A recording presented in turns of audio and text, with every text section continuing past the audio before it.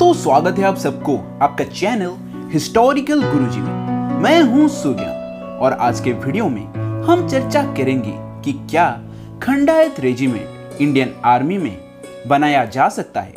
अगर हां तो वो क्या कारण था जिस कारण के वजह से आज तक खंडायत रेजिमेंट बन नहीं पाया। ये सवाल हर रोज किसी ना किसी सब्सक्राइबर बंधु पूछते रहते हैं, तो मैंने सोचा कि चलो एक क्रिटिकल एनालिसिस कर लिया जाए इस टॉपिक पर और ये वीडियो 2 पार्ट में आएगा। तो चलिए शुरू करते हैं पहले पार्ट को। दोस्तों इस तरह का टॉपिक थोड़ा कंट्रोवर्शियल होता है। एक चीज मैं बोलने जा रहा हूं उसको ध्यान से सुनना। जब हम उड़ीसा के अंदर होते हैं तब हम एक दूसरे को कटकिया और संबलपुरिया बोलकर ताने मारते रहते हैं। चाहे आप इस चीज को मानो या फिर ना मानो, ये चीज हकीकत है और ये कड़वा सच है। मानने को तो कुछ लोग ये भी नहीं मान रहे थे कि कभी कश्मीरी पंडितों का नरसंहार हुआ था। और हाँ दोस्तों, कश्मीरी पंडितों से याद आया, क्या आप कश्मीर फाइल फिल्म देख चुके हैं? अगर नहीं देख चुके हैं तो अब भी टिकट बुक करिए और जाइए इस फिल्म को देखिए।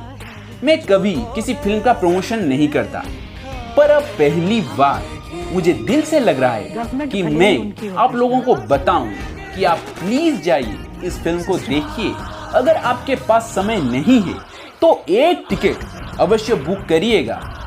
चाहे आप फिल्म देखो या फिर ना देखो, आपके हाथ से ज्यादा क्या चला जाएगा, 200 रुपए चले जाएंगे, पर इस चीज से बहुत बड़ा इंपैक्ट आगे आने वाला है। खैर दोस्तों, सोचिए जब हम उड़ीसा के बाहर चले जाते हैं तब हम वहां कटकिया और संबलपुरिया नहीं होते, हम सिर्फ वहां उड़िया होते हैं। और इसी तरह जब हम भारत के बाहर चले जाते हैं तब वहां हमें कोई उड़िया नहीं बुलाता, हमें वो भारतीय की दृष्टि में देखते हैं। चाहे आप कश्मीर से हो या फिर तमिलनाडु से, चाहे वो गुजरात से हो या फिर अंडमान निकोबार द्वीप से, हम सिर्फ एक भारतीय हैं।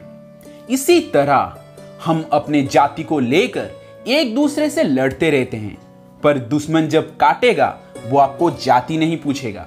इसीलिए अपने जाति को लेकर एक दूसरे से मत लड़िए और कमेंट सेशन में किसी जाति के खिलाफ अभद्र टिप्पणी मत कीजिएगा, ये मेरा रिक्वेस्ट है। हर एक जाति अपने आप में महान होता है। खैर दोस्तों, अब आते हैं टॉपिक पर कि खंडायत रेजिमेंट अब तक क्यों नहीं बन पाया, जबकि Rajput regiment, Jat regiment, Sikh regiment, Dogra regiment, Mahar regiment, Maratha regiment, Naga regiment, Gorkha regiment आदि बहुत से जातिवादी रेजिमेंट आज भी इंडियन आर्मी में एग्जिस्ट करता है।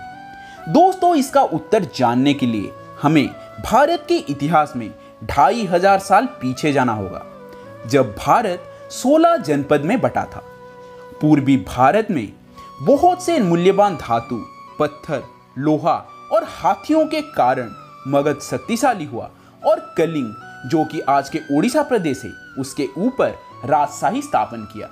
मगध के नंद वंश के पतन के बाद कलिंग खुद को मगध के चंगुल से आजाद कर दिया। फिर आए मौर्य साम्राज्य, जो आज तक के भारत के इतिहास का सबसे बड़ा साम्राज्य है। इसका प्रतिष्ठाता महापराक्रमी चंद्रगुप्त मौर्य भी कलिंग को पराजित नहीं कर पाए। उनके बाद उनके बेटे बिंदुसार ने राजा बने, वो भी कलिंग को कब्जा नहीं कर पाए। फिर आया अशोक, उसने कलिंग को कब्जा तो कर लिया, पर इस जंग में उस समय कलिंग के 1.5 लाख लोग मारे गए थे। जब उस समय उड़ीसा की आबादी, जो उस समय कलिंग के नाम से जाना जाता था, उसकी आबादी 2,90,000 था। अशोक के मरने के बाद चेदी वंश के महान सम्राट महामेघवाहन के नेतृत्व में कलिंग फिर से खुद को आजाद कर लिया, पर कलिंग युद्ध के कारण ओडिशा की आबादी आधा हो गया था, जबकि भारत के बाकी हिस्से की आबादी जैसे का तैसा था। फिर आते हैं मध्यकाल में, जब अलाउद्दीन खिलजी दिल्ली का राजा बना। वो ना सिर्फ चित्तौड़ अपितु तो पूरे दक्षिण भारत को भी रौंद दिया था, जिनमें चोला, पांड्य, काकतीय और हैसाला जैसे शक्तिशाली राज्य भी थे। उस समय भारत में सिर्फ एक ही हिंदू साम्राज्य बचा था जिस पर आक्रमण करने का साहस खिलजी में भी नहीं था, और वो था उत्कल प्रदेश, जो पहले कलिंग के नाम से जाना जाता था। जब पूरा भारत मुगल एवं अफगानों के कब्जे में आया तब उत्कल प्रदेश एवं विजयनगर 2 आखिरी हिंदू साम्राज्य बचे थे। जब वे उत्कल को कब्जा कर लिए, पर उड़ीसा में पूर्वी घाटी पर्वत श्रृंखला होने के कारण खंडायतों ने छापामार युद्ध का शुरुआत कर दिया। खोर्धा को बनाया गया केंद्र भूमि और पश्चिम और दक्षिण उड़ीसा से खंडायतों ने पूर्वी उड़ीसा के तरफ चल दिए। अगले 150 साल तक मुगल और खंडायतों के बीच झड़प चलता रहा। फिर आया अंग्रेजों का दौर। डिवाइड एवं रूल पॉलिसी के अनुसार वो पूरे भारत को कब्जा तो कर लिए थे, पर उड़ीसा के खोर्धा को वो कब्जा नहीं कर पाए थे। खंडायत और भारत के बाकी क्षेत्रीय जाति में एक बड़ा पार्थक्य ये है कि बाकी क्षेत्रीय जातियां अपने राजा के लिए युद्ध लड़ते थे, जबकि खंडायत अपने धर्म के लिए युद्ध लड़ते थे। आपको राजपूतों में मुस्लिम राजपूत भी मिल जाएंगे, पर आपको कहीं भी एक मुस्लिम खंडायत नहीं मिलेगा। एक खंडायत चाहे किसी भी राजा के सेना में हो, पर उसकी वफादारी हमेशा गजपति महाराज के तरफ ही रहेगा, क्योंकि भारत के बाकी राजाओं से उलट गजपति महाराज को भगवान श्री जगन्नाथ जी के प्रतिनिधि के रूप में देखा जाता है। इसलिए आपको उड़ीसा में एक बड़ा राजमहल तो नहीं मिलेगा, पर गगनचुंबी मंदिर अवश्य देखने को मिल जाएंगे। इसीलिए उड़ीसा की राजधानी भुवनेश्वर को the temple city of India कहा जाता है।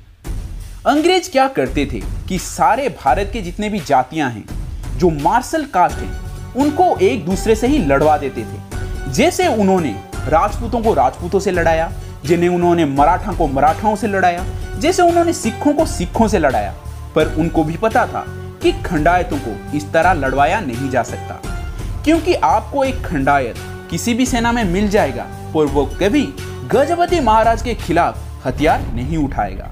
इसीलिए अंग्रेज सीधा गजपति महाराज नाबालक मुकुंद देव को बंदी बना लिए और उनके संरक्षक प्रधानमंत्री जयकृष्ण राजगुरु जी को भी अत्यंत निर्ममता के साथ हत्या कर दिए, जिस वजह से सेनापति बख्शी जगबंधु के नेतृत्व में खंडायतों के साथ साथ बाकी जातियां, यहां तक कि कंध, सौरा, मुंडा एवं सांथाल आदिवासी भी अंग्रेजों के खिलाफ युद्ध में कूद पड़े और शुरू हो गया भारत का प्रथम स्वाधीनता संग्राम, पाइक विद्रोह।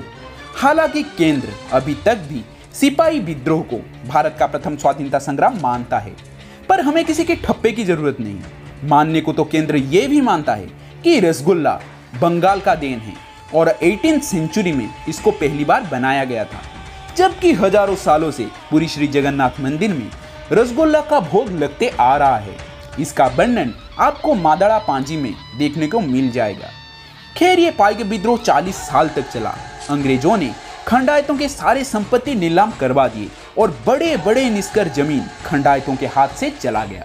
अंग्रेजों ने खंडायतों को कंगाल बना चुके थे। कभी उड़ीसा के सबसे धनी और सबसे प्रभावशाली जाति रहे खंडायत अब एक एक दाने के लिए तड़प रहे थे, पर उन्होंने कभी अंग्रेजों के सामने घुटने नहीं टेके। यह विद्रोह और भी लंबा खींच सकता था, पर उस समय उड़ीसा के मुहाने पर एक ऐसा दुश्मन खड़ा था जो अंग्रेजों से 1000 गुना ज्यादा खतरनाक था, और वो था 1866 के महाअकाल, जिसे हम उड़िया में नांग दुर्भिक्ष बोलते हैं। उस साल बारिश नहीं हुआ। जो कुछ बचा कुचा अनाज था लोगों के पास, उसको अंग्रेज छीनकर जबरन ब्रिटेन भेजने लगे। लोग मरने लगे, भूख से पत्ते पेड़ की छाल तक खाने लगे। फिर अंग्रेज जगह जगह पर लंगर लगाए, जिसको अर्ण छत्र बोला गया। पर शर्त यह था कि खाने के बदले आपको हिंदुत्व छोड़कर क्रिश्चियनिटी में कन्वर्ट होना पड़ेगा। इस चीज को ओडिया ने साफ मना कर दिया। खंडायतों ने अपने जांग से मांस काटकर खाने लगे। ना सिर्फ खंडायत, सारे ओडिया जातियों ने भूख से मरना सही समझा, पर कभी उस लंगर में खाने के लिए नहीं गए। जो कुछ चंद लोग उस लंगर में खाने के लिए चले गए, उसको लोग छत्रखिया या फिर छतरखिया बोलकर ताने मारने लगे, जिसका मतलब है अंग्रेजों के लंगर में खाने वाला। इस महाअकाल में 50 लाख उड़िया अपने जान से हाथ धो बैठे और उड़ीसा का आबादी 1/3 घट गया। दोस्तों, एक मजे की बात जानते हो कि आज भी उड़ीसा में जब एक दूसरे को कोई गाली देता है तो वो उसको छतरखिया बोलता है, जबकि इसका अर्थ क्या है और ये वर्ड कहां से आया, 99.9 लोगों को ये बात का पता नहीं है। इन शॉर्ट, खंडायत कभी किसी के कंट्रोल में नहीं आए। चाहे वो मौर्य हो, चाहे वो मुगल हो या फिर अंग्रेज, वो हमेशा अपने काम से मतलब रखे। कलिंग युद्ध, नाम का दुर्भिक्ष एवं पाइक विद्रोह के कारण खंडायतों का पॉपुलेशन इतना घट गया, जिस वजह से ये नेशनल लेवल में अलग थलग पड़ गए। आज जहां राजपूतों का संख्या 10 से 11 करोड़ है, तभी खंडायतों का संख्या सिर्फ 40 लाख है। ये भी एक बड़ा फैक्टर रहा, जिस वजह से कभी खंडायत रेजिमेंट ठीक से बन नहीं पाया। और दूसरा कारण है हमारे उड़ीसा के नेताओं का सुप्त चेतना, जो कभी जागृत होगा ये मुझे नहीं लगता।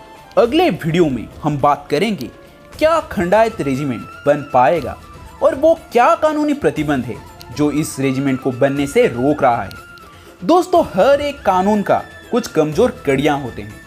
जब मैं उस प्रतिबंध के बारे में पढ़ रहा था, तब मुझे उस कानून में एक बहुत बड़ा कमजोर कड़ी नजर आया, जिसका फायदा हमारे राज्य प्रशासन को उठाना चाहिए और केंद्र के सामने ये दावा करना चाहिए कि हमारे राज्य का भी एक रेजिमेंट होना चाहिए।